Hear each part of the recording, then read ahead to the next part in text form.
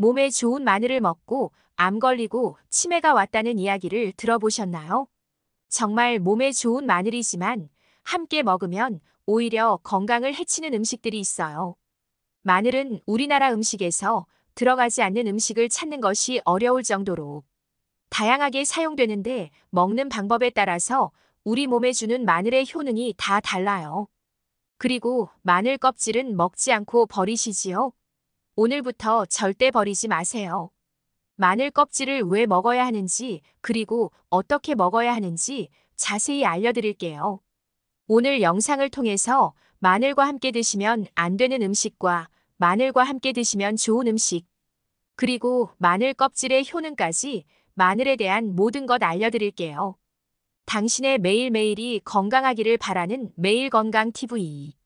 구독과 좋아요 눌러주시고 전체 알림 해놓으시면 앞으로 알려드리는 필수 건강정보 빠르게 받아보실 수 있어요. 마늘은 세계 10대 슈퍼푸드 중 하나로 간암, 폐암, 대장암 등 각종 암 발생을 억제하는데 효과가 있어요. 마늘은 우리나라 사람들이 정말 좋아하는 식재료인데요. 한국농촌경제연구원 자료에 의하면 우리나라 1인당 1년 마늘 소비량이 7kg인데요.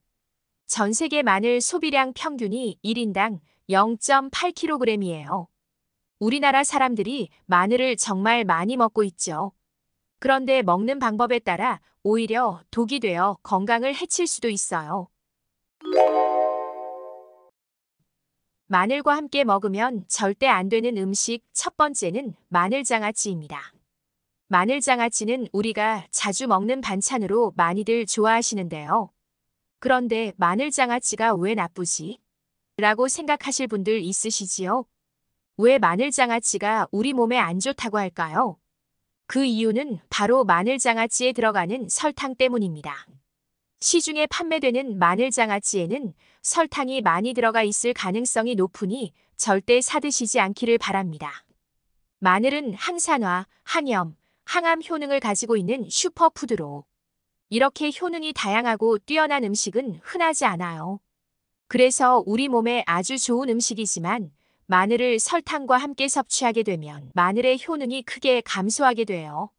설탕이 많이 함유된 마늘장아찌를 드시게 되면 혈당이 급격히 오르고 인슐린 저항성이 높아지며 혈액 속에 중성 지방이 많아져 혈액을 끈적하게 만들게 됩니다.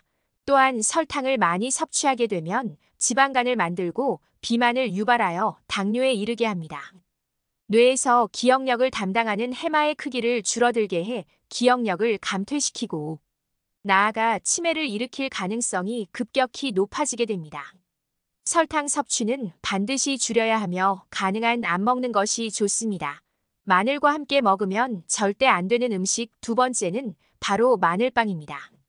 바게트빵에 버터와 꿀, 간마늘 소스를 듬뿍 발라 달콤 쌉싸름한 맛이 나면서 은은한 마늘향이 올라오는 마늘빵, 많은 분들이 즐겨 먹는 간식이지요. 맛도 좋고 마늘이 들어가서 몸에도 좋을 것이라 생각해서 저도 자주 먹었는데요. 그런데 이런 마늘빵이 건강에는 좋지 않아요. 왜냐하면 우리나라에서 유통되는 빵의 주재료가 되는 밀가루는 탄수화물이 92%로 당지수가 매우 높은 식재료입니다. 밀가루의 고탄수화물은 소화 과정에서 당으로 분해되고 혈당 지수를 급격히 올리게 되며 이때 인슐린을 과도하게 분비하게 합니다. 당분은 몸에 흡수되면서 지방으로 변하고 결국 쉽게 살이 찌는 체질로 바뀌게 되지요. 비만을 야기할 수 있고 이런 현상이 반복되게 되면 체내의 인슐린 저항성이 높아지고 당뇨를 유발하게 돼요. 또한 밀가루에 포함된 글루텐이 몸에 들어오면 장에서 에소루핀이라는 성분이 만들어지는데 이 에소루핀은 중독성이 강해 탄수화물 중독을 일으켜 빵과 같은 밀가루 음식을 과다 섭취하게 만들어요. 마늘의 항암 작용, 항염증 작용을 하는 좋은 성분이 아무리 많다고 해도 마늘을 빵으로 드신다면 아무 소용이 없게 되는 것입니다. 마늘과 함께 먹으면 절대 안 되는 음식 세 번째는 마늘튀김입니다. 마늘을 얇게 썰어 기름에 튀긴 마늘튀김은 절대 드시면 안 됩니다. 볶음밥을 만들 때 마늘향과 마늘기름을 만든다고 얇게 썬 마늘이나 다진 마늘을 기름에 튀기듯이 요리하는데요. 이거 안 됩니다. 또 알리오 올리오 만들 때 가장 먼저 편마늘을 기름에 튀기듯이 요리하시잖아요.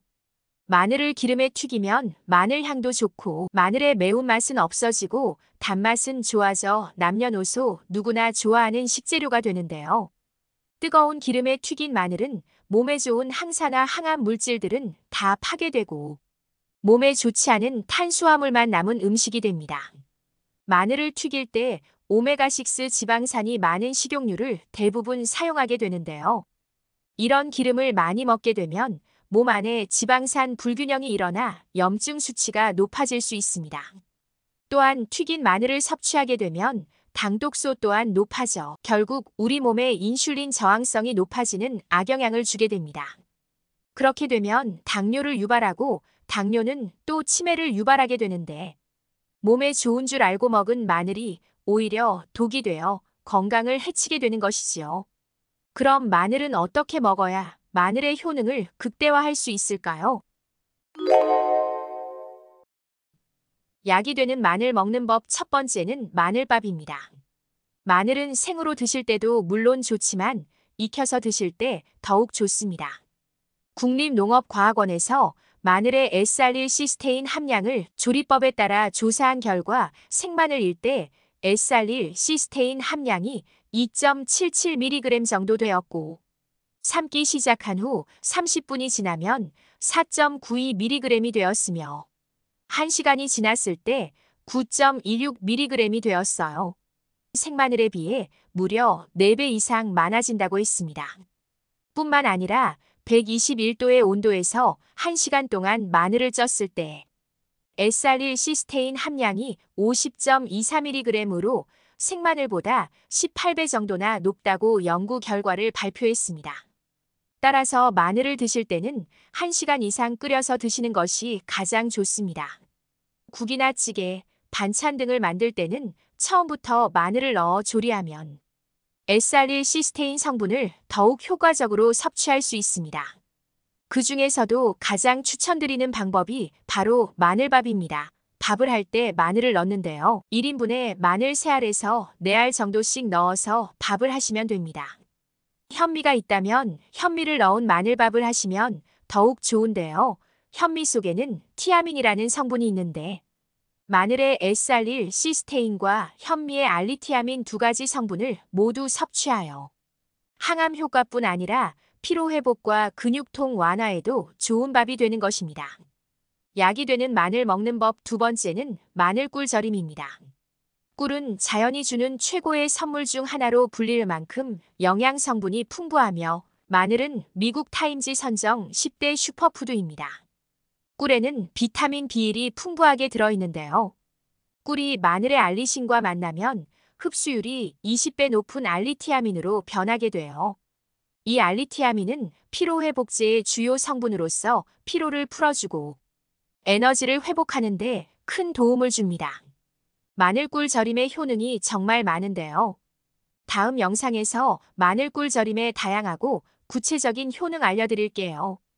마늘 껍질의 활용법과 마늘을 싱싱하게 보관하는 방법까지 알려드릴게요.